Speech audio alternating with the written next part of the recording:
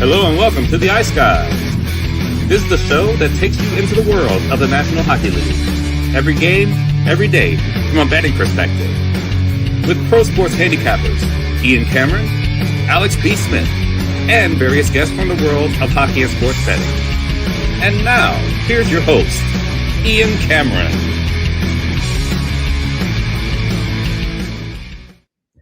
Welcome to the Ice Guys, Thursday, April 30th. Ian Cameron, Alex B. Smith, and upon request, joining us as well here on the Thursday edition of the show, our friend, the Minnesota Wild fan extraordinaire of the Ice Guys family, Terry Edelman, in the house. Now, is Terry Edelman be bouncing around and so excited to ask Ian Cameron a few 30 minutes ago about being on the show today. If Dallas was leading the series 3-2, that's another story. But nevertheless, Terry, that's another story. Terry, how are you? Things good? I'm not gonna lie. I'm not gonna lie and say that if Dallas was up 3-2 right now, that I would be here. But I am here, so happy to be here, guys, to talk 2 games today, and we had some good games yesterday, and I really enjoyed the playoffs. Of course, it's been a back and forth series with the Wild, but I'm ready. I'm ready for tonight. We'll talk about that game, obviously, in just a bit, but we've got to hold your horses, Terry, just a bit before we get to Stars Wild Game 6 here on the show. But before we get to the recap of last night, just a reminder, again, we've made it known the last couple of days, and we'll just remind everybody, tonight's the night. It is our live betcast, Patreon exclusive for Game 6, Edmonton, Anaheim. So we'll be on at 10 o'clock p.m. Eastern time. So that's when we're going to start. And obviously, if Dallas, Minnesota is still ongoing at that time, we'll be on for the tail end of that game. And I assume it will be. I don't think it's going to be done by 10 p.m. Eastern time. I think we'll probably be somewhere in the third period at that point. So we'll get the end of that Stars Wild game on the betcast. And, of course, we'll be with you for the entirety of Oilers Ducks Game 6 tonight. So, again, make sure you join us for that. Thursday, April 30th, of course, tonight, 10 p.m. Eastern. You must be a Patreon member, so sign up if you aren't one already. $10 per month at patreon.com/iceguys. And like I said, join us tonight for the live betcast. This will be our last live betcast of the first round, so don't you dare miss it tonight. Edmonton and Anaheim, Game 6 between those two teams. 10 p.m. Eastern, it's Betcast After Dark. If you know Pac-12 After Dark, you watch those late-night college football games, that's what this is going to be tonight. Betcast After Dark, 10 o'clock p.m. Eastern for Oilers Ducks Game 6. Looking back on last night, we'll start with the first game out of the chute, which was Montreal, Tampa Bay. It was a great hockey. The whole series has been great. I'm going to be sad when this series ends. It's been a great series, back and forth, start to finish, exciting games. Every game has been right down to the wire. We almost had another overtime game, and even the 2 games, the last 2 that didn't go to overtime after the first 3 did. I mean, you're talking about right down to the wire each and every game. And how about those Montreal Canadiens getting off the mat after a real tough loss in Game 4 at home, bouncing back and defeating the Tampa Bay Lightning on Wednesday night by a score of 3-2. And how about my call? And I know someone on the YouTube video for yesterday's show already commented, but about my inkling and my Kreskin abilities with Brendan Gallagher last night, saying he might get in the lineup and make an impact. And sure enough, he did. The first goal of the game, typical Brendan Gallagher goal. I'd said it yesterday. He's going to go to the paint. He's going to go to the crease. He's going to go to that front of the net, attack the net, attack the crease area, and that's where he scores his goals. And that's exactly how he got that first goal for Montreal last night. One thing that Montreal almost paid the price for, and they did win the game, so it didn't come back to haunt them, but it almost did. You can't give up multiple 2-on-1 rushes in a hockey game. And you saw it, both Tampa Bay goals were off the 2-on-1 rush. Dominic James tied it. Kirby Dach quickly responded. How about the comeback tour for Kirby Dach? People wanted him benched after Game 2.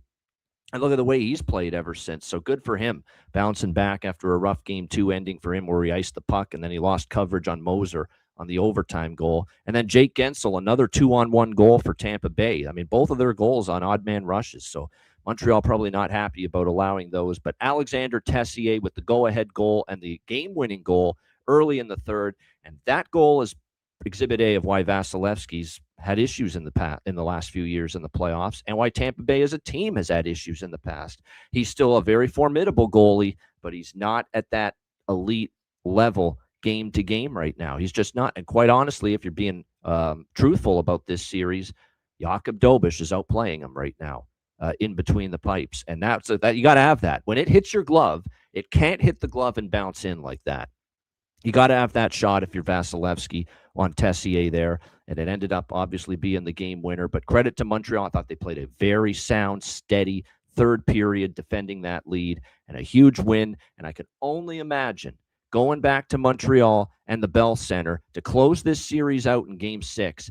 The roof is going to blow off the place. The crowd's been insane already in Game 3 and Game 4 in this series. Could you imagine now? Chance to close out the series and eliminate the Tampa Bay Lightning, what it would be like to be inside the Bell Center for Game 6. Yeah. But congratulations to the Montreal Canadiens.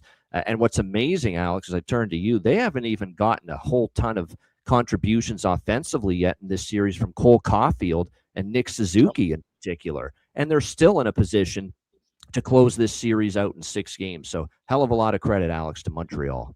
Absolutely. They've played their asses off, especially 3 games in what could be a hostile environment in the playoffs in the old Amalie Arena down there in Tampa. But the Lightning aren't getting the breaks that they normally get either. You know, you look at that sequence, that last 90 seconds with the empty net and the extra attacker. We see Tampa Bay score that goal against many teams over many years. And you could just tell that that momentum and feeling was just not there. And you talk about like Vasilevsky, that's a save that he would normally make in a playoff game in a big spot like that, for it to roll past him and go in the net. Sometimes you just have with these teams, especially these teams who played oodles of big time hockey over the years. They just the breaks aren't there for them. And that's certainly the case with Tampa Bay. That's a game Tampa Bay usually wins over the last several years in the playoffs at home with a chance to take a stranglehold on the lead in the series. And they just didn't have it. Montreal had that energy. Montreal had that pace. Montreal had that killer instinct defensively late to be able to clog up the passing zones and get in those lanes and block shots and get saves from Jakub Dobeš. And now they're going home, as you said, it's going to be a raucous environment to possibly close out this team in Game 6. It's certainly going to be interesting, but I think this is all Montreal momentum at this point. I don't see where Tampa Bay can rally back. Of course they can. We know they have the talent to do it. But they've had the talent to do this all series long, and it's been Montreal outplaying them overall.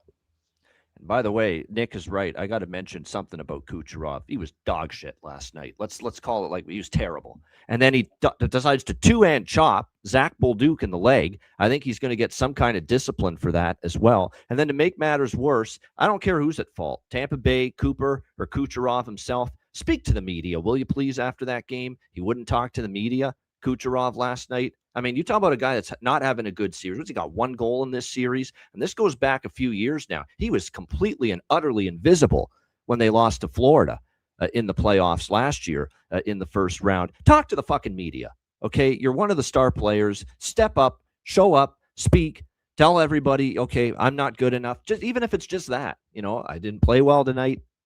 I got to be better. Our team's got to be better. Say something. You can't duck out in a spot like that. Not when you're Nikita Kucherov, not when you're a 100-point player, not when you're viewed as one of the premier players in the league at this time of year. Speak to the media. That's ridiculous. I don't care if it's he that declined or the team shielding him from talking last night, but that's ridiculous. That's nonsense. And then especially when you played like that. You know, I got on Jamie Benn a few years ago for doing that crap, you know, after the Stone incident against Vegas. And he was totally in the wrong for not talking to the media after that. And I'm going to come down hard on Kucherov here. Same thing. You got to speak after a game like that. You've been awful in this series for the most part. And last night was your worst game by far. You know, you're getting and he's getting frustrated too. You just see that chop he laid on Bolduc. You can tell he's getting frustrated. No question. There it is from Rich, 5-15 the last 20 playoff games with Kuch in the lineup. Terrible. That's a horrible record. And what are they now after that? Another home loss in the playoffs at Amalie Arena. What are they now? 2-13 or something like that in their last 15 home play. That's why I was on Montreal. Best bet winner, plus 150. I said that price is absurd with Tampa's home struggles, with how close this series has been. So very, very nice to be able to cash that for sure with Montreal as the plus price 150 underdog last night. But yeah, Tampa Bay, not that same Lightning, man. I honestly think they're losing this series. It's whether it's Game 6 or 7. We'll see. Obviously, if you're Montreal, you want to finish it at home. But Montreal could absolutely go to Game 7 down in Tampa, even if they lose Game 6 at home and finish this series with Tampa's issues at home in the playoffs. So I think the Lightning are in trouble. Terry, do you agree? Yeah. And, when I look at this series, to me, there's been disrespect from day one before the series even started. I was shocked that the Habs were plus 205 in this series. I took them to win the series, and I took them plus 1.5, which I just cashed last night, minus 105 in the series. Just disrespect. And the Habs have completely proven me right so far, cashing the plus 1.5. They've outplayed the Tampa Bay Lightning in this series. Where would Tampa Bay be without Brandon Hagel? Well, yes. we saw last night when he didn't score, they lost. So it's starting to look like that. Shut down Brandon Hagel, shut down the Lightning, and you beat them. Yep. And that's just and their playoff history for the last, like you said, 15 games. We're seeing a change of the guard, in my opinion, in the NHL. We're seeing a change start to happen here, where some of these teams that have been rebuilding are going to take that step forward. Alex, your Hawks, not too far away, and we'll see them be kind of where Montreal is too, fighting in the playoffs. So I'm excited. I'm happy with how this series has gone so far. Yeah, and it's a continuation to I've been ripping Kucherov, but he deserves criticism too. His right hand partner there, Braden Point. It's been a tough year for Braden Point. Like, he didn't even hit 20 goals in the regular season. He's got 1 goal and 1 point in this series so far in 5 games. What's he done? You can't find him with a telescope half the time in this year. And Braden Point's been one of their best, most counted on players in years past for this Lightning team, especially when they were winning the Stanley Cups back-to-back years. So that's another issue. And to me, it's a big-time positive for Montreal, with Caulfield and Suzuki having a very minimal impact in this series offensively, that they're still up 3-2. That's a real good sign for them. It's a real good sign for the Philadelphia Flyers, because they're on to the second round with an overtime victory against the Pittsburgh Penguins. Not a single goal in 60 minutes of regulation time yesterday. It ended up being a heck of a great goaltending battle. I feel bad for Artur Shilovs. He was very, very solid again last night. He got the 2 wins for Pittsburgh, replacing Skinner. And then last night, I thought he gave Pittsburgh every opportunity to win. And this is what you get sometimes, especially in an overtime game in the Stanley Cup playoffs. It's an unsung hero that steps to the forefront and gets the big moment. And it was Cam York with that shot from the point. I don't think Shilov saw it. It went in through a screen, and the Flyers 1-0 in overtime, the only goal of the game, and they advance to the second round against the Carolina Hurricanes. Very, very tough ending to the Penguins. They battled back to get it to 3-2. They lose in overtime. Tough way to lose, especially because in overtime, if you really watched it, they had the better of the play. They had Philadelphia on the ropes a few times in overtime. I thought they carried the play. They had more chances. They were in the offensive zone in the overtime way more than Philadelphia was. They couldn't beat Dan Vladar, who was outstanding. What a 40-plus save shutout for Dan Vladar, and just a great win for Philadelphia. I kind of don't know what the hell Cam York was thinking, chucking the stick with like a 98-mile-an-hour fastball into the crowd. I mean, someone could have gotten fucking seriously hurt and injured from that. But thankfully, apparently, there was video posted later on that nobody was hurt, nobody was harmed by it. But that was just one of those moments, like when you score a goal like that in the Stanley Cup playoffs, your head just escapes your body, for a moment, your mind, your brain, and you just do something like that out of a whim. It's like, then you think about it, an hour later, probably in the stall, and he's probably thinking, what the hell was I doing throwing that stick, especially that hard? If you just loft it up in the air, and people can look up and see that where it's going to fall, that's different. But he just freaking not, like I said, fastball, Nolan Ryan fastball from back in the day, right into the crowd. That was, look out.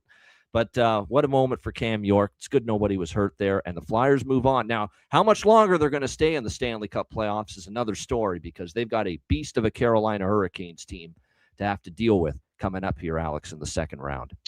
Yeah, they do. And it's not like they were able to sweep this series and ride that momentum that kind of carried them into the playoffs. We saw, a Pittsburgh team, show some life, show some fight, and kind of hold them down. And you have to learn that as a team of the Flyers. We talked about, Terry, you just mentioned about the changing of the guard.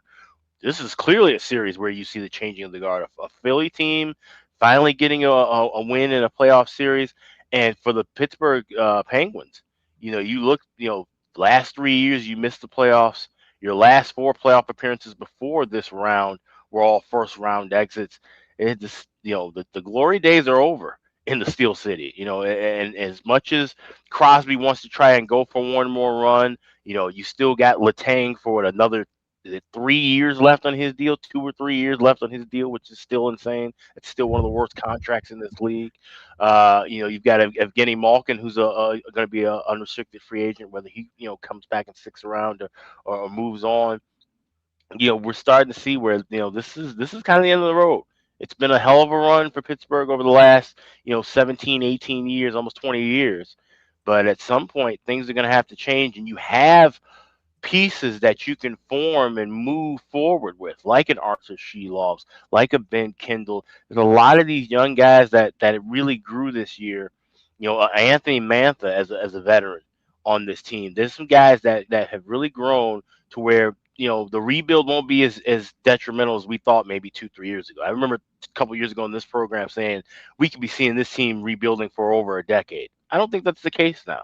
I think it's more of going to be a shorter rebuild, even a retool at some point. But you're going to have to make those tough changes, and for the fans and for that organization, there's going to have to be life without 87 and life without 58 and life without 71 moving forward. And I think they have the foundation to where they can navigate that a little bit earlier and a little bit smoother than what we thought a couple years ago.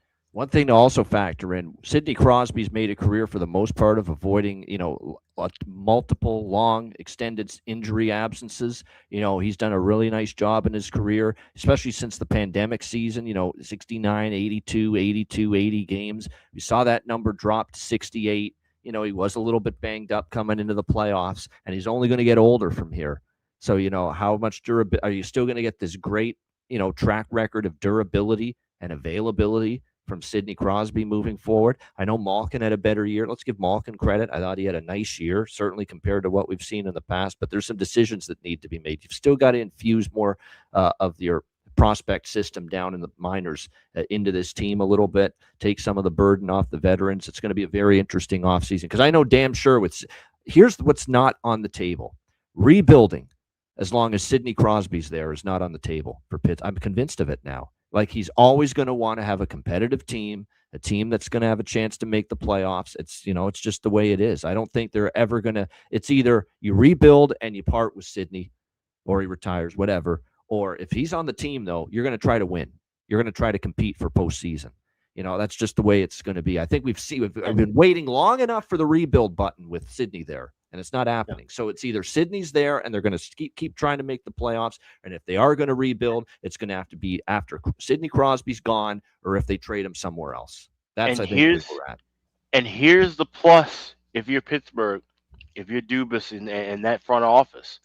Unlike Chicago with Kane and Taves, unlike Washington right now with Ovechkin, you actually have a chance to trade your centerpiece and still get back a quality return because he's still playing at a high level. Said he was leading the team in the points in the playoffs, still one of your best scorers throughout the regular season. You're in a spot that very few teams have been in for the last 20 years where their superstars on the decline at the end of his career, and you can actually still get something for him. Like I said, your fan base may not like it. You're going to have people angry, but tough shit. This is the way the business runs. And the fact that you have that opportunity, if you're Pittsburgh, you really have to possibly think about taking that, not just letting him walk and lose out on getting anything back for such a talented player. Yeah, 5 points. I know only the one goal, but 5 points in 6 games for Sidney Crosby in this series. It tells you he can still contribute, and he's still obviously one of the more important, still one of the better players on this, one of the best players on this Pittsburgh team. There's no question. The deal only happens if he wants out. That's right. If Sidney wants out, they're not forcing him out. Of course. That's exactly what Jonathan nailed. But my point is, have that serious conversation. Let's not be like, like we've done for the last 2 years, talk about, he could go to Montreal, he can go to Colorado, go all these places, and we know that there's no fucking conversation happening. That's the difference. The conversation needs to happen between player and between group and say, hey, let's sit down and be serious about this. And Crosby's it strikes me as the kind of player, like I said, he wants to be competitive throughout his career. And the love that he has for Pittsburgh, the love that he has for this franchise, you'd be doing them a favor one last time. In your 20 plus years, you've done nothing but help that organization out and make them one of the crown jewels of the league, and certainly of that city. Help them out one more time. You get to go somewhere else and play competitive hockey, and they get to get the rebuild so that it won't be a 10-year, 15-year rebuild. They'll be competitive again in 5 or 6 years. Yeah, don't say that stuff in the chat, Robert. Crosby to Minnesota. You get Terry bouncing around the walls there of the plate of where he's sitting right now. So we can't have that. Terry, your thoughts on this? How did this series? What did you bet in this series? How did it go for you? Yeah, I backed the Flyers a couple times in the series, and they won, and I backed them a couple times and they lost. So I pretty much finished even in this series, but this was one where I had no idea going into this series. This was the one series where I just had no inkling on who was going to win. I couldn't get a good feel for it. Yeah, not a great betting series for me, but not an awful one either. When it comes to the Crosby stuff, I agree with everything Alex just said. He would get to choose where he's not going to Minnesota. Of course, I would love for Minnesota needs a number one center. I would love. Now, he does have a relationship with Bill Guerin, so I should maybe never say never. Terry's diluted in some ways, but not that far. Minnesota Wild, yeah. At least Bill Guerin and him have a relationship, so there's a possibility. But I think Pittsburgh fans that don't want to see him move on, like Alex said, the Pittsburgh Penguins are going to try to do a retool, but it's incredibly difficult to do a retool in this league and not be mediocre. Look at the Wild. They haven't done a full-on rebuild ever. And look where they've been, right? So they haven't truly bottomed out in their history. That's absolutely true. Yeah. So I know Pittsburgh fans might not want it, but trust me. Look at the San Jose Sharks right now. No. Yeah, they've been through some tough years, but look what they have right now and going forward. So and Anaheim too. Yep. Buffalo. Yep. Yeah, exactly. You don't want to be Buffalo. Yeah. Basically. So of course that'll be up to Crosby, but I would like to see him. I know Leafs fans might hate me saying this, but I'd like to see him in Montreal. If Crosby looks at this Montreal series against Tampa Bay, whatever they do going forward, you have to think adding Crosby to that Montreal lineup, like that would be really nice to see. So we'll see what happens. Yeah, I think at this point now, because we've been waiting and waiting and waiting, is he going to get moved? Is he going to get traded? Is he going to ask out? First of all, I don't think he's getting traded, and I don't think he's at the point where he wants to ask out. I think he was very hell-bent on finishing his career as a Pittsburgh Penguin, a Penguin lifer like Anze Kopitar was for the Los Angeles Kings. So we'll see how that goes. We wrapped up the night with Vegas, Utah, and I had Utah plus 140. Oh, so close, man. They're up 4-3 late in the third. Vegas ties it. They win it in overtime. But the theme of the night is Pavel Dorofeyev transforming into Pavel Skorofeyev again for the Vegas Golden Knights when they needed him the most. He had kind of a quiet series until Game 4, and suddenly in Game 4, he's on the top line in the number one power play unit, and he ends up getting the first goal of the game, and he almost wins it in overtime there. And in this game, even though I think he was dropped down to the third line, he was still on the number one power play unit. What a game he ended up having.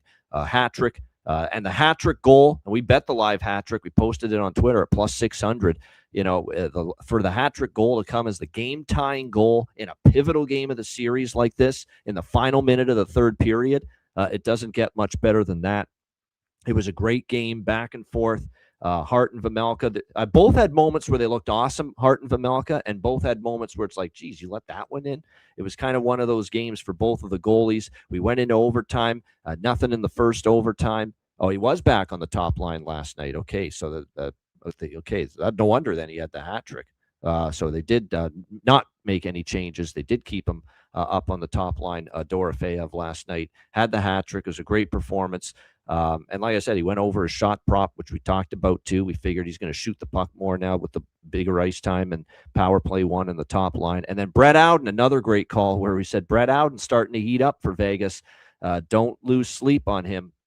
And it was just an absolutely outstanding play. You got to give Marner credit. He had a nice assist on the Brett Houghton goal, and he rips it past Vemelka. That was a atrocious power play from the beginning, Utah, in that double overtime. And you could just sense, oh, boy, this power play is so bad, Vegas might score shorthanded on it. And that's exactly what happened. Brett Houghton, shorthanded goal, double overtime to give Vegas a 5-4 win and give them a chance to wrap up the series back in Salt Lake City for Game 6. Now, it won't be easy. That Utah crowd has been great. That Utah team is certainly formidable. They have been in this series. They could have easily won that game last night before giving up the tying goal late. But we had the over by factor. We did lose Utah. It ended up being a good enough game. And, of course, we ended up having another bargain bin from this game. Lawson Krause. We warned you guys. He didn't score last game, but he had a bunch of chances. Watch it go in for him here in Game 5, and it did. So Lawson Krause plus 330, cash a bargain bin special for us in this game. The Vegas game-winning goal call by Gosher was great on the Vegas broadcast, and Alex Faust on TNT was so good for this game last night. He's getting better and better. He's terrific. He's rising up the ranks for me, but it was a great game. Excellent back-and-forth series from start to finish, and Vegas goes up 3-2. One thing I will caution before I get Alex's thoughts on this game, if Vegas survives Utah, and let's just say Anaheim fends off Edmonton, and it's a Vegas-Anaheim second round, Vegas has got issues giving up odd man rushes. The transition game of the Utah Mammoth is killing Vegas in this series. Even though Vegas is up 3-2, Utah has destroyed this team in transition offense. So many times we're seeing Vegas bobble pucks in the neutral zone, get caught on a 2-on-1 with that Utah speed. Look what happened to Hannafin on one of the goals last night. That's a real problem for them if they meet up with Anaheim, even if they survive Utah, because Anaheim at times in their series has been killing Edmonton on the odd man rushes and the transition attack.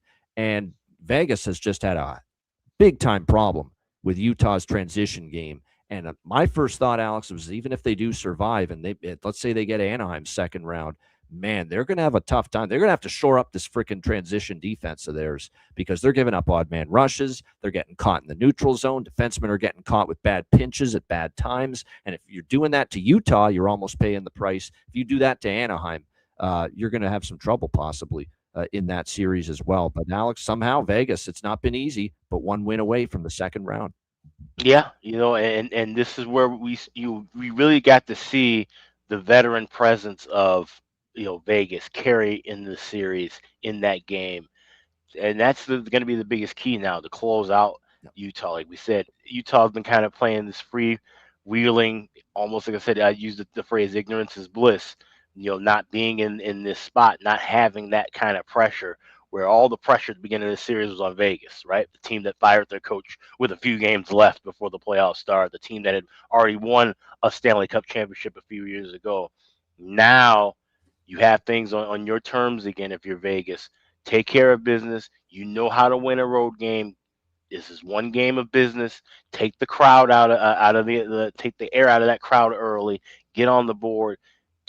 Play a full 60-minute game and get that win, and like you said, get to the next round. But they definitely will have some issues if they have to play Anaheim in that second round. That's something to keep a note for as far as betting that series and betting it from a game-by-game perspective. Definitely make a note where Vegas would probably want to have Edmonton in a second round series rather than the Anaheim Ducks. Yeah, and of course we're not yet sending Anaheim through to the second round. They've still got work to do, obviously, trying to close out Edmonton. But Terry, your thoughts on Vegas going up 3-2 on Utah? Yeah, I had Lawson Krause for a point, so I was happy, like you were, Ian, that he scored there, and I was on I was on Utah as well. I've really liked what I've seen from Utah in this playoff series. I just feel like they've just been on the other side of some lucky bounces. They could easily have already won this series. But the puck's gone the other way. So I think that they're probably going to Vegas is probably going to move on here in this series. But I think Utah, another team, like I was saying, changing of the guard, a bright future, still have some things that they need to fix with the roster, but they've got some good young guys coming as well. So yeah, watch out. Utah, this isn't going to be their first and only trip to the playoffs. We'll be seeing them for a while going forward. Yep. All right. Yeah, no doubt. All right, let's get into tonight's two games. We're looking forward to them both. They're great games. They've been great series. So why not give us two more great games? We'll begin with the Dallas Stars and Minnesota Wild. The Minnesota Wild, there is no question, and Terry will reiterate, this is their biggest game in over a decade. There's not even a question about it.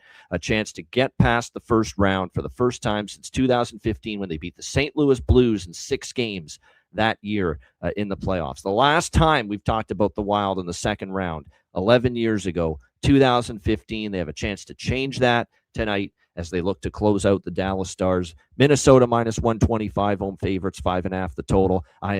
Look, Minnesota, here's where I'm at with this series. I feel that they've been the better team for the larger part of the series. They dominated game 1, even in game 2 when Dallas responded and tied it. That was not an easy runaway for Dallas. You know, they still had to work for Dallas. Yeah, Minnesota still had to work for those games. Obviously, game 3 and game 4, we ended up seeing Dallas win game 3, but it was a grind for them to do it. And then, of course, there was a back and forth game 4. Dallas scored first, but Minnesota ended up winning in overtime with the Boldy goal in front of the net to tie it up. And then I thought in game 5, Minnesota was the better team. And at 5-on-5 even strength, that's where this series is getting away from the Dallas Stars. They finally got a 5-on-5 even strength goal with Jason Robertson, obviously in the last game. But right now, Minnesota looks like the better team. And I think Dallas has some injuries that are concerning. I'm sure Minnesota's banged up too. Don't get me wrong. Brodin's going to be out tonight too. But it's a combination of there's guys ailing. They're getting outworked. I think the loose puck battles, they look a little faster team, Minnesota, in this series. And more importantly, I think the build of 3 years in a row of going to the West Final is really starting to take its toll on this Dallas team. The one thing the Dallas Stars, do have, is they got plenty of grit, character. They got guys that have been here, done that. I don't think they're going to go quietly into the night. I do think we've seen them at times in this series have pretty good starts, especially when they're off a subpar game. We've seen it before. So I have enough confidence in Dallas here to look at them first goal, first period, as well as to score a goal in the first period, something they've already done in this series here in Minnesota at Grand Casino Arena. They have been able to get on the board in the opening 20 minutes. Game 4 in Minnesota, they got the first goal of that game. And also game 3 when they went up 2-0 in the first period in Minnesota with Rantanen and Robertson scoring the first 2 goals of that game. So again, Dallas is 2-0 to score in the first goal of the first period here in Minnesota in this series. And I think with Minnesota, we are still talking about, even with some of their veterans like Kaprizov, Boldy, Spurgeon, players that have been here, done that. This is bigger pressure now. You got the home crowd. Place will be going bonkers, you would think. You'd like to hope it will be for this chance to close out the series. That's big pressure now. You have a chance to do something this team hasn't done in 11 years.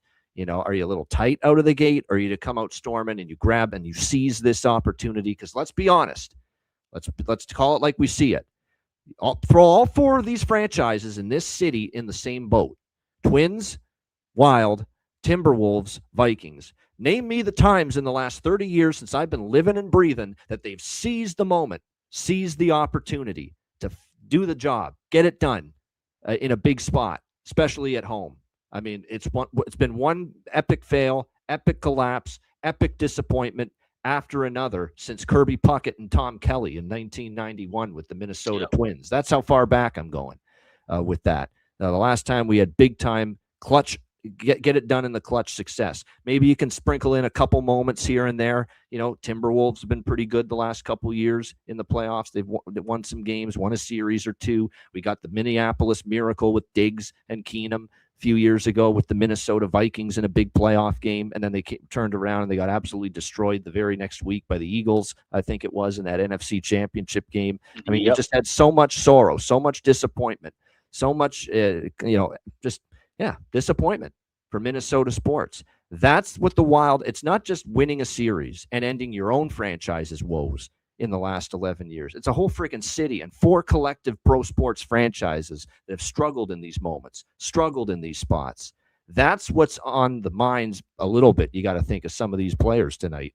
But I will say this, they've been the better team as this series has gone on. I think Dallas is running out of gas. So I'm going to be on Dallas, so only early. Okay, just first goal, first period, and to score in the first. If they do get the first goal, Dallas, I will take Minnesota live for something, because we've seen a pattern here with Dallas where they get up in Minnesota and it becomes still a struggle for them. Now, game 3 they hung on and won, but they also scored first in game 4 in Minnesota, and Minnesota came back and won in overtime. And we have seen in these games, the longer they go, Minnesota's look, I don't know, just a step ahead of Dallas the longer the games have gone. Now, Dallas is putting the lines in a blender. Glenn Gulletson is shaking things up for this game tonight. And not as far as the total, I could only look over 5.5. I mean, these games just somehow, some way in this series, for the most part, they get to 6 goals. You know, game 4, we saw 6. Game 5, we saw 6. We saw only 5 in game 4, but we saw 7, 6, and 7 the 3 games before that. So you're talking about, so far, 4 of the 5 games in this series have gone to at least 6 goals. So at 5.5, the only thing I could entertain with the total is the over. And then as far as props, here's your must-bet props tonight. Anything and everything Boldy. You know, he's gone over his shots on goal 7 straight going back to the regular season, all 5 games in this series. That's something you got to look at. And yeah, the juice has been shifted a little bit, but you're still getting over 3.5 shots on Boldy at a reasonable price. Eriksson X, same thing. You know, he's gone over 3.5 shots in every game and of this series, 6 straight going back to the regular season. Jason Robertson's gone over 3.5 shots in every game in this series. So those are all things you got to probably look at here as far as shots on goal. Obviously, goal prop, especially with any of those players, is worth a look. Robertson scored in every game in this series. Boldy's heating up. He probably finds the back of the net. I think you have to take a shot with Miro again. Miro Heiskanen's now lit the lamp in back-to-back games, and Alex had him 2 games ago in Minnesota for a bargain bin special, and he's been shooting that puck a lot more. So Miro Heiskanen, and I'm going to go with my Brendan Gallagher special of the night from a prop standpoint, Alex, and everyone will like this. I said Brendan Gallagher in the lineup, trying to get a jolt, a spark for his team. What happens? He scores the first goal for Montreal. Maybe that's Michael Bunting tonight for Dallas, because they're putting Michael Bunting into the lineup for the first time in this series. He'll be on the 3rd line tonight, it looks like, alongside Justin Ritskovian, putting on the Ritz, and the captain, Jamie Benn. He hasn't played yet in this series. It's uncanny how often I've seen this. Just put in the lineup and right away makes an impact. He didn't score last night, but it happened with Mishkov for Philadelphia, too. I thought he played a much better. He got an assist in the game-winning goal. Yeah? Mm-hmm. Assist on the game-winning goal. There's something about you put live legs, fresh legs into the lineup late in the playoff series, a player that's motivated, chomping at the bit. I haven't played yet in this series. I want to get in there, and I want to make something happen for my team. We saw Mishkov come into the lineup, get an assist on the GWG. We saw Brendan Gallagher come into the lineup for Montreal, score the first goal. Give me Michael Bunting, goal prop here tonight for the Dallas Stars. Into the lineup. I wouldn't be totally shocked if he makes an impact here. Alex, we'll start with you. Game 6, Dallas, Minnesota. Yeah, it's funny. I made that circle as well on Michael Bunting once I saw that he was going to be in the lineup. Plus 575 anytime goal scorer is the price that I saw this morning. So that's something I did jump in on. But this is, like I said, this is a huge spot for Minnesota. First time in 11 years where you have a chance. You have everything on your side and everything to be able to move forward. You're at home. You have a 3-2 lead against a team that looks just flat, dead gas from top to bottom, a team that has not been able to seize and string together big-time moments throughout this series in the Dallas Stars. Like I said, if it wasn't for their power play, prowess and a couple of lucky bounces, the series could have possibly been over already in favor of Minnesota. You're going to have a crowd that's going to be jam-packed, but I said this to Terry this morning, you got to be loose. You know, we talked about this with Dallas in game 1, how that whole crowd came. I said everybody in green and black was absolutely flat. We saw that in game 5 as well. If you're wearing green and red and white, or green and yellow and white in that building tonight, you got to be loose, because you can't be tight. You can't sit on your hands if you're the fans. You damn sure can't sit on your hands if you're this team, and you can't, deal with the noise. You can't deal with the fact that, like you said, it's been year after year of disappointment. You have to take all that noise and chatter out once the puck drops and the game starts, and you have to focus on the fact that you've dominated this team in Dallas, for the majority of this series. You got to have the momentum on your side right away. They got to get on the board first, in my opinion, if they're going to win this game. If it is Dallas getting on the board first, then that's when you start to have that doubt creep in. That's when guys start cripping their sticks a little tighter. That's when that crowd starts to get, oh, here we fucking go again. And that's when things can get a little disorienting. So the key for the Wild is to jump on them early. They have to play this first period like it's a third period, in my opinion. And, we have to see kind of almost what you saw out of Edmonton a couple of nights ago, where they realized, hey, if we don't get this first period rocking and rolling, this series could be over. That's the way Minnesota has to jump out and play this game. Now, if you're Dallas, you take this as a business trip. You take the air out of that crowd. You create and instill that doubt in that building. Instill that doubt. Make sure you're playing, with your head on a swivel. Make sure you're not taking any dumb penalties. This is a game where both teams have to stay out of the penalty box, especially Minnesota, of course, because that's where Dallas has been cashing in their entire bread and butter. Dallas hasn't done jack shit at 5-on-5. Right. Don't give them penalty to power plays. Yeah. Don't do it. You're just killing yourself if you do that. But you also can't get into a point either where you get so revved up and say, wow, we have this opportunity to crush this team that has given us fits over the last few years, do it in front of our home fans, and then all of a sudden now you're hitting guys a little harder. You're throwing those extra elbows. You're getting caught up in spots.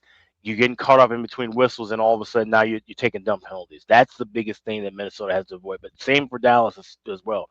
This has to be played in a tight way. I don't expect a whole lot of scoring. Like I said, Michael Bunting's the only scoring prop that I have. This would not shock me at all if this is a low and slow contest. I do not have a full game over. I don't have the first period over. Slight lean to the second period. Both teams to score. I'm seeing plus 158 pregame with that, so I might grab a little piece of that. I could see where the second period will be when the offense kind of wakes up. But like I said, it's going to be a back and forth battle. These teams know what's at stake. And for Minnesota, like I said, you have to seize this moment now, because the last thing you want is to give Dallas enough air to where they go home on a game 7, a Saturday night, more likely a primetime start, and give them one game to finish you off. You have to seize this moment now. If you're going to have a killer instinct, if this is the different team that you, Terry, have told all of us, that other people in this town have told me all season long, if this is really some different shit, then you got to step up and bring it. And they got to bring it right away early. Should be interesting. A couple more props, and I'll throw it to Terry. Haskinen's on a point streak. Zuccarello, look at the impact he made right away, getting back the other game. I think his point prop, obviously, I think that's worth a look. Keep in mind, he has gotten a point, Zuccarello, 3 straight games that he's played in a row. Haskinen's on a 5-game point streak as well. Hartman might be worth a look. He's registered points in back-to-back games. And we talked about it with Terry before the show. He expects Quinn Hughes and Brock Faber to be playing a ton tonight. John Hines is going to let the horses out of the barn.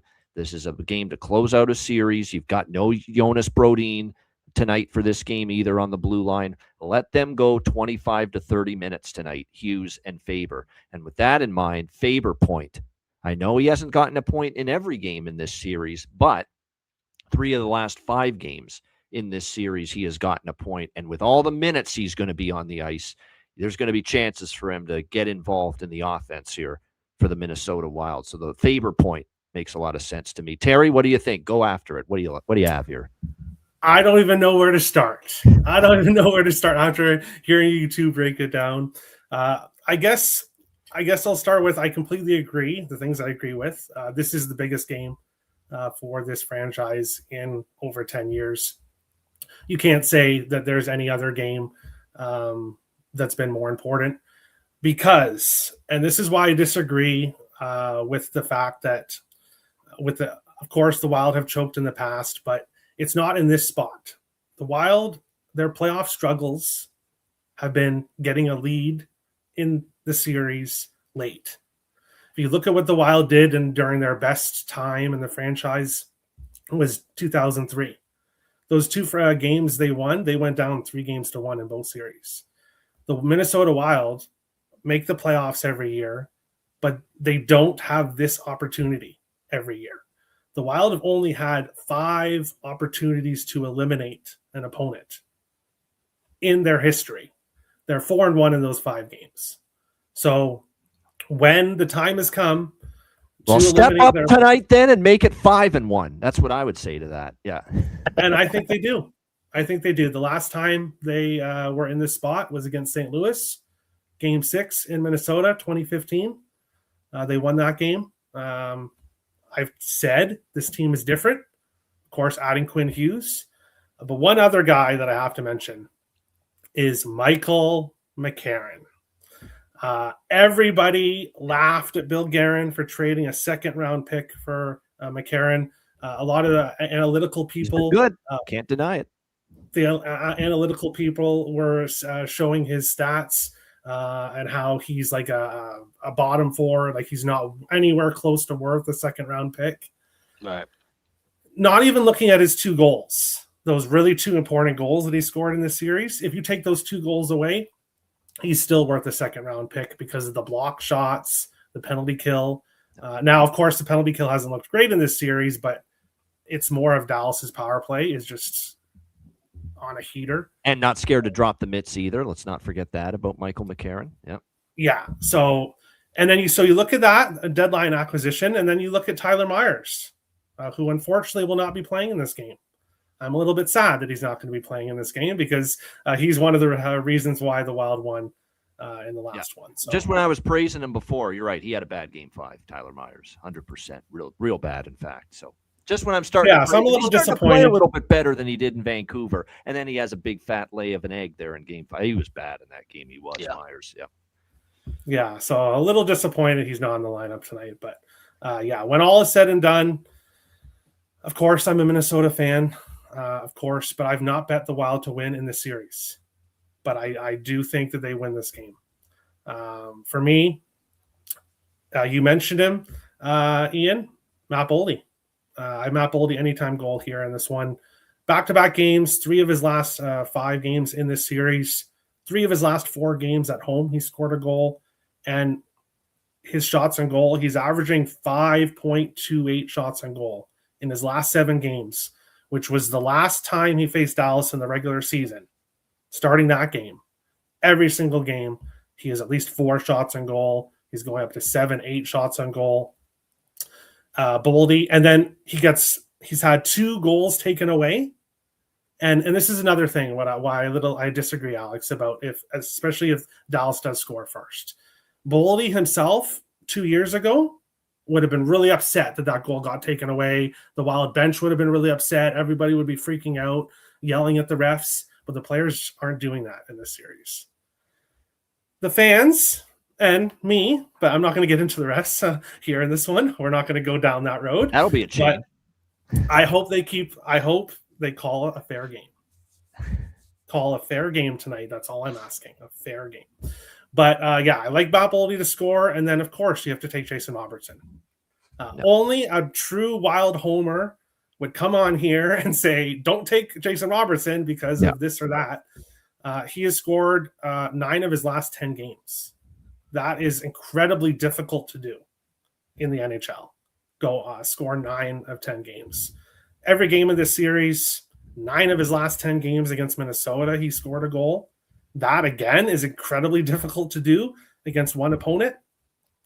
So give me Jason Robertson anytime goal. I think those are about 2 great plays, 2 great goal scorer props in this one.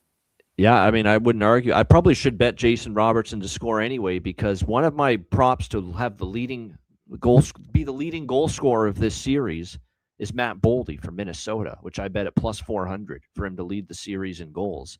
Well, guess what? He's got 4 goals, but he's still fucking trailing Jason Robertson, who's got 5 in this series. So it's almost like I need to bet Robertson to score to kind of hedge that position a little bit with Boldy, to lead because Boldy's going to have a monster game and hope Robertson stays off the board tonight to overtake him for the goal scorer lead in the series. So that's kind of, I should bet Robertson tonight. You're right. Your Boldy obviously has been great. You're tempted, actually, everything you said about McCarron, it makes me think in a game like this, big body game, heavy, physical, this could be more of a cycle game, forecheck. It's not going to be as easy maybe to get offense tonight. This could be a Michael McCarron because he's actually got goals in 4 of the last 10 games for the Minnesota Wild, and it's plus 850 for him. That's even if you just put a couple bucks on McCarron to score. I mean, he's had a couple goals already. in this series, I think. And like I said, this game's probably made for someone like that. With the hard, heavy game, it's probably going to be. Yeah. This game feels more like it's a secondary scoring game for both teams. It wouldn't shock me at all if we get nothing from Robertson and Boldy and Kaprizov and Ben, and that it's guys like Bunting and McCarron, Hughes on the point with scoring. That wouldn't shock me at all if it's those secondary guys that chip in here in this game for both teams. Yeah, I'm not crazy about the third period shit in this game. I'm honestly not. This is definitely, I'm evaluating it in game. I'm doing everything in game evaluation. Yeah. We're going to wait and see where we're at late in the second. The only way I'd jump in on third period overs here in game is if we've got obviously Minnesota leading, late in the second or early in the third. And then Dallas got to open up and take chances. And Heiskanen's got to pinch. And all the other defensemen, they got to try to pinch to keep things going and be more aggressive, take more chances. That's it. I will bet the empty net stuff pregame still, Dallas and Minnesota. I'll still get in on that, as will I with Anaheim, Edmonton. But I'm now reevaluating live with a lot of it. Yeah, I don't have any of the empty net stuff in this game because I'm actually leaning toward draw. Now it's plus 310, plus 315. I may wait and grab it in game. Because we'll be getting ready for the backcast, leading up before that. But I don't have any of the empty net goal stuff in this contest. Yeah, there you go. Should be a good game. Cannot wait. Cannot wait for that game. And we'll probably be coming on starting the betcast at 10 p.m. Eastern, just before Edmonton, Anaheim. And we'll probably catch the end of Dallas and Minnesota. But we'll be on for the duration of this game. Edmonton, Anaheim. Edmonton minus 130 road favorites, 6.5 the total. Anaheim up 3-2. Let's see if the Oilers can finally win at Honda Center. Let's give them credit. Facing elimination, backs against the wall.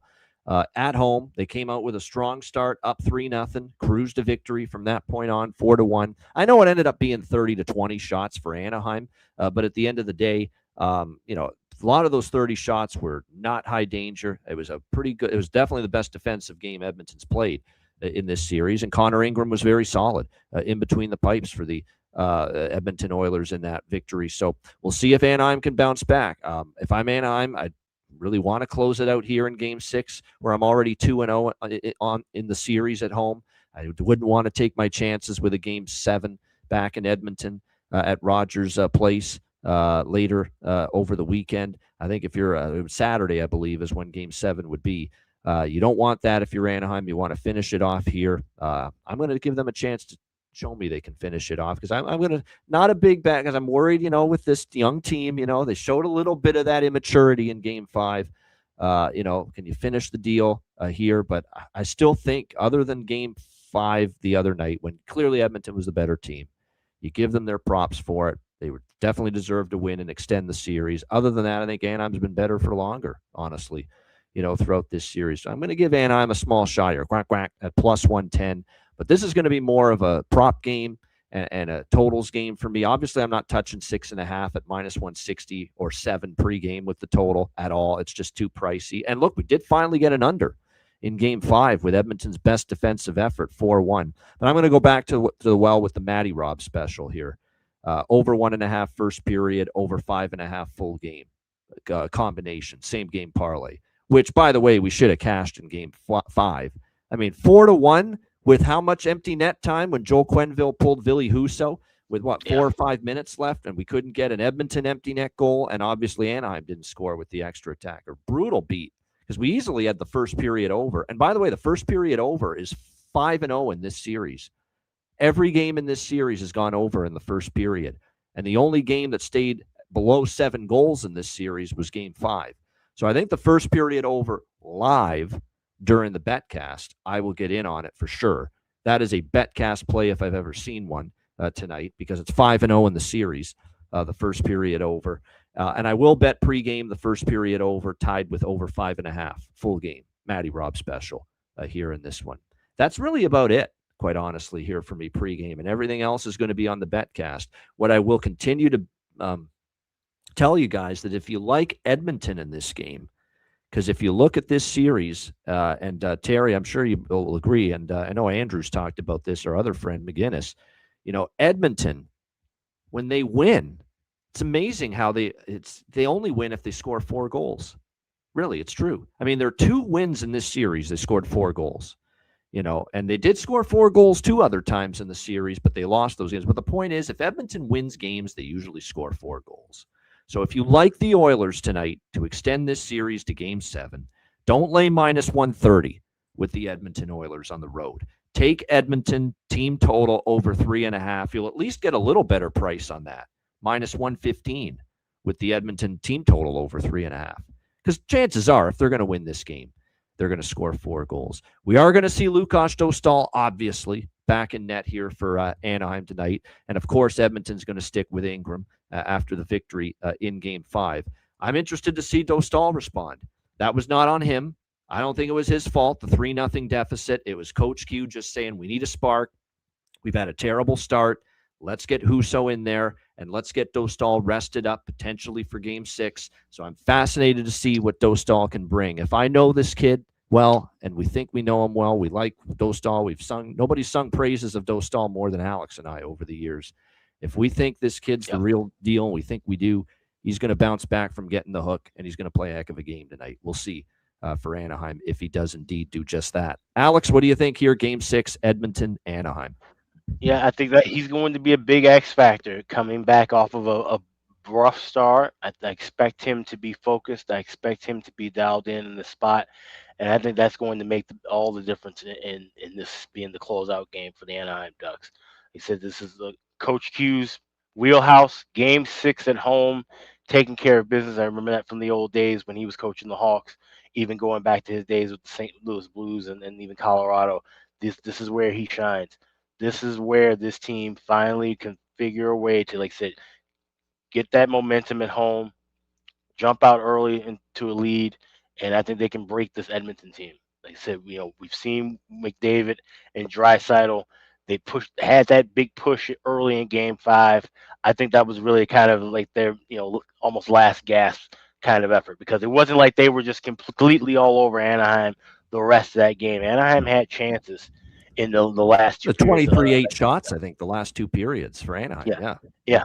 And it just feels like Anaheim still being the younger, fresher club in this spot, I think they can take care of business and put Edmonton to sleep. I like Anaheim. I got plus 115 this morning. I grabbed the empty net goal in the game. Yes, plus 120, along with the Ducks plus 333 over at MGM to get an empty net goal. I think they wrap this one up. Like I said, it's going to be. And totals wise, like I said, we wait for the VetCast. It wouldn't shock me to see that first period over cash one more time, but then things slow down in that second period, especially like I said with Ingram in net, with Dostal in net. I think there may be a little bit more offense early, and then kind of a tightening up in that second period, and then we'll see where things go for that final frame. But I like Anaheim to advance here and get the win. Yeah, and that's why watching the game is no substitute. Is basically, if you read the box score, that's no substitute for watching the game. If you look at Edmonton in that win in Game 5, you're going to see Anaheim still had a 30-20 shots edge, and you'll say, well, Edmonton won, but they clearly got outplayed, got outshot. Those 30 shots, most of them, 98% of them were low danger, low risk chances. It wasn't a night where Connor Ingram was peppered with high danger, high quality chances throughout that game. That was indeed, finally, a very solid, very sturdy, very sound defensive effort from Edmonton. Great. Show me you can do it tonight on the road. And that building's been on fire in this series at Honda Center. I've been impressed with how loud the Ducks fans have had it. And now Q is going to have last line change at his disposal to get the matchups he wants. Let's see if they can bottle that up, what they did in Game 5, and do it tonight with an ailing team. Let's not forget, all 3 centers are banged up. McDavid, Draisaitl, and Trooper Dickinson. They're all banged up, and they gutted through Game 5. They're going to need to even gut it harder tonight to get through Game 6. What do you think here, Terry? Edmonton, Anaheim. Yeah, I agree with you guys with the Ducks here. And the way I look at this one is, if you look at previous history between these two, home ice matters a lot. The home team is 12-2 in the last 14 games between these two teams. And the 2 times the home team lost were Anaheim wins in Edmonton. So this Anaheim Ducks team, they're exactly where they want to be, at home in this spot. I think they just had their worst game of the series in the last one. Joel Quenneville, trust me, I know about Joel Quenneville and his success in the playoffs. I've seen it firsthand. I think he's going to have the Ducks ready to go. I think the Ducks take care of business here. My favorite play here in this game is Jackson Lacombe over half an assist. Not getting plus money. It's minus 105 now, but an assist in 6 of his last 8 games, 12 of his last 18, and 9 of his last 12 games against the Oilers. Lacombe has really enjoyed facing the Oilers, and for the last 5 home games against the Oilers, he has an assist. I like him to have a big game here. Give me Jackson Lacombe over half an assist here in this one.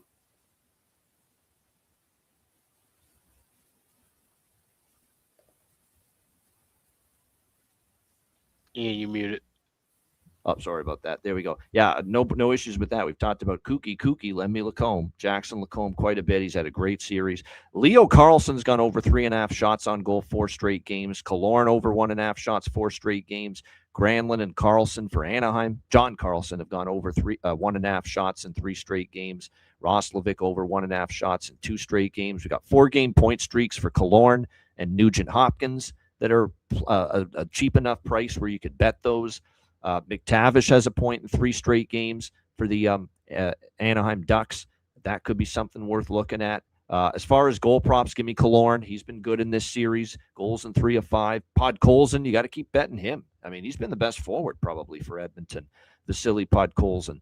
I would look at Kapanen as well, because Perry Kapanen's had a great series, whether it's goal, whether it's assist, whether it's point. Those are some of the props I'm looking at. I would only look at I don't want Anaheim first period.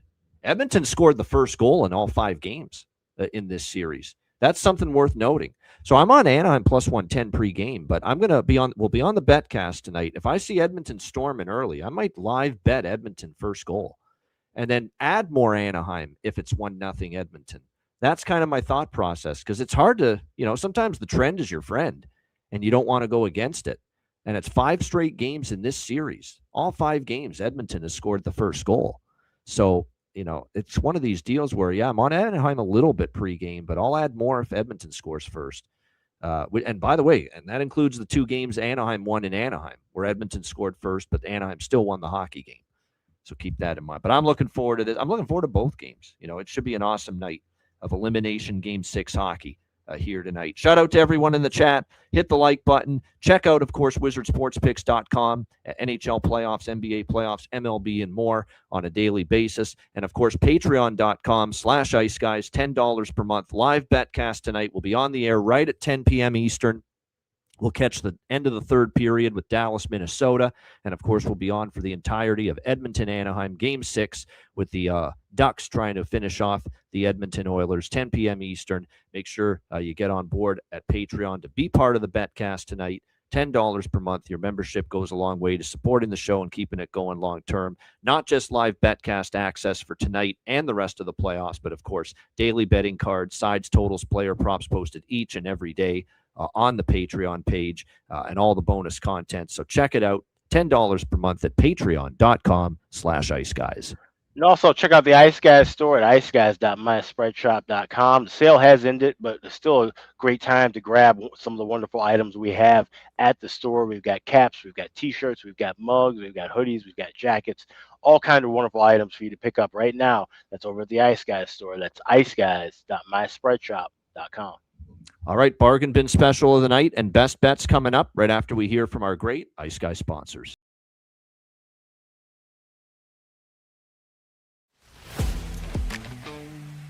Wizard Sports Picks, featuring the finest handicappers in the universe. Sharp insights, trusted picks, and relentless results. We strive to help you become consistent winners. This is Wizard Sports Picks.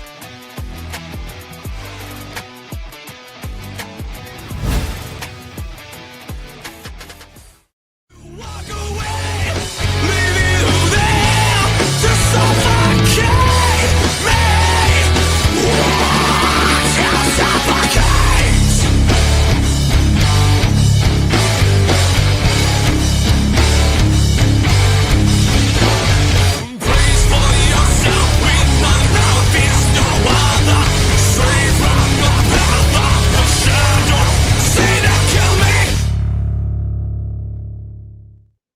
All right, bargain bin special of the night, and of course we added to the win column last night with Lawson Krause. Where did Logan come from? God, jeez.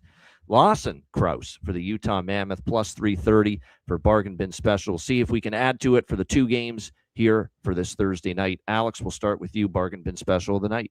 We got 2 games, so we got 2 bargain bins for you guys. First, we'll start with the game up the street at Grand Casino Arena, Game 6, Minnesota taking on Dallas. And Ian and I both like him being in the lineup.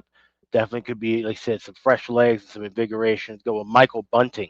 Anytime goal, I got plus 575 over at FanDuel. That will be my first bargain bin special tonight. The second one, we go with that Anaheim game against Edmonton. I think the Ducks close it out. One veteran who has been, like I said, hot in this series. He's been important all year long for this team. That's Alex Killorn. Get him anytime goal scorer plus 330. That'll be my second bargain bin special. So Michael Bunting plus 575, Alex Killorn plus 330. So my 2 bargain bin specials for this Thursday night. All right, good stuff. Great indeed. Liking both of them, Bunting and Killorn for Alex with bargain bin special of the night. Terry, what do you got for bargain bin special? Yeah, I'm going to go with the same game parlay here. Give me Jason Robertson anytime goal and Matt Boldy anytime goal. Parlay together for plus 470. The way I look at it, Robertson, the Stars need him. He's going to need to continue to score for the Stars to win. And then Boldy, they don't call him Matt Goldie for no reason. I think he has a big game here. 2 parlay together, almost plus 500 here in this one. All right. I like that. I like that one quite a bit, actually. It makes a ton of sense. They've both been scoring left and right. You would expect both have a chance to make an impact or could go a long way to their teams winning tonight. So Jason Robertson, Matt Boldy, goal parlay north of plus 400 for Terry Edelman with his bargain bin special of the night. My bargain bin special it's been a while since this has happened. We've got a dual bargain bin special on the show because one of mine is also Michael Bunting for the Dallas Stars. This one just stuck out to me, and I'm actually mad I didn't use Gallagher because I was feeling it with him maybe not quite as much, but we know Bunting's got ability to finish, and plus 575 at FanDuel looks like the best price out there right now for Michael Bunting as far as Dallas to get on the board. So Michael Bunting, Dallas, plus 575 for my first bargain bin special of the night, and my second bargain bin special of the night. I'm going to go back to the well with him for Edmonton, even though I think Anaheim can finish it off tonight. I like Edmonton tonight, Vasily Podkolzin again. He's been very good in this series. He's been arguably the best forward the Oilers have had, outside of obviously, a hobbled McDavid and Draisaitl and some of the other big guns. Other than that, you could make a case for Vasily Podkolzin. Nobody's been better from a forward standpoint in this series for Edmonton. So Vasily Podkolzin plus 340, best price available. We'll go with Vasily Podkolzin for Edmonton plus 340, along with Michael Bunting for Dallas plus 575 for my 2 bargain bin specials for this Thursday night. All right, best bets. Alex, what do you got for best bet? Yeah, let's go with that Dallas-Minnesota game, and I'm liking the second period, both teams to score plus 158. It's going to be interesting to see how the pace and momentum goes for this first 20 minutes of play, but I definitely believe we will see goals from each team within that second frame. So give me Stars Wild. Second period, both teams score plus 158 at FanDuel. That's my best bet for tonight. All right, Terry, best bet. The last game we just talked about, Jackson Lacombe, over half an assist. I like the Ducks here in this game. If they're going to win this one, I like Lacombe to have a big game. So give me his assist prop at minus 105. Best bet. Don't make me regret this, Anaheim. You've been my team all year. Quack, quack, quack, quack. They're going to quackity-quack to the second round tonight. Anaheim Ducks, plus 110. Best bet here for tonight. All right, shout out to everyone in the chat. Hit the like button. We appreciate it very much. Looking forward to the live betcast tonight, 10 p.m. Eastern time. Again, live betcast, Game 6, Oilers Ducks. Cannot wait. Excited about it. And we'll be on for the tail end of Stars Wild too. So make sure you get on board. $10 per month. Patreon.com/Ice Guys. There we go. Let the smack talking begin. In this case, flaunting the old logo on the front of the jersey. Great stuff from Alex and from Terry. Great show. A reminder, the Ice Guys is live 7 days a week, Monday to Friday, 2 p.m. Eastern, Saturday, Sunday, noon Eastern. If you can't watch the show live, download the Ice Guys podcast in audio form on all major podcast platforms, Google Podcasts, Apple Podcasts, Spotify, Stitcher, iHeartRadio, Amazon Music, and more. Download the Ice Guys podcast when you can't watch the show live. For Alex B. Smith and Terry Edelman, I'm Ian Cameron. Have a great Thursday night. Enjoy the games and good luck. See you for the Betcast, Patreon only, 10 p.m. Eastern, and back for the Friday show, 2 p.m. Eastern tomorrow for another edition of the Ice Guys.